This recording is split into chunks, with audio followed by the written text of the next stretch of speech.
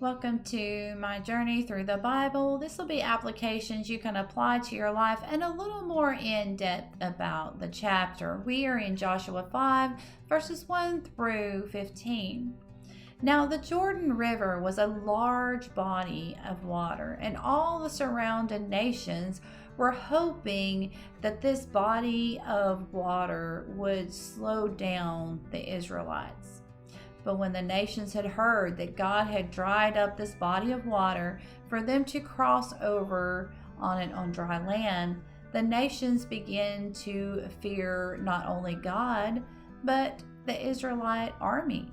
Now remember, roughly about 39 years earlier, the Israelites were afraid of all the nations around them.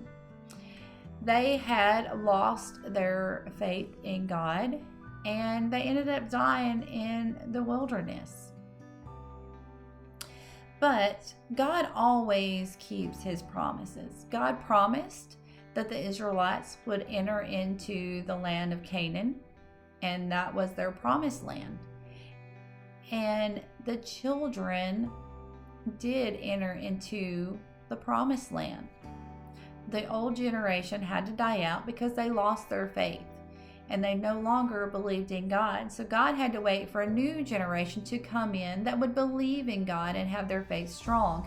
Then he would utilize them to move into the promised land that he had promised to Abraham.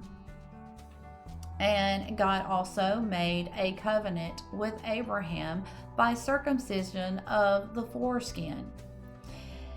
And the Israelites, when they crossed over the Jordan, each one of them had to make this commitment or this covenant with God. And they had to do that before they went to conquer these lands. Now, today, we are raised to either believe in God or not believe in God. But as you become an adult, you have to decide for yourself what you will believe. And then you will have to enter into a circumcision of the heart, where the old life will need to be cut out and a new life begins with God. Now, this place where the angel appeared to Joshua, as we will see in the next chapter, the angel appeared to give him instructions for battle and to encourage him. This is also the same location that Saul will be crowned king. That is the first king of the Israelites. That is in 1 Samuel 11, 14 through 15. And now, once the Israelites were in the promised land, they no longer needed to have the mammon. God had provided them food and water while they were in the wilderness. And now God has brought them into a land where they need to provide for themselves. And prayer cannot be an alternative to preparation, and faith cannot take the place of hard work. God can, and he does, provide for us and for our needs.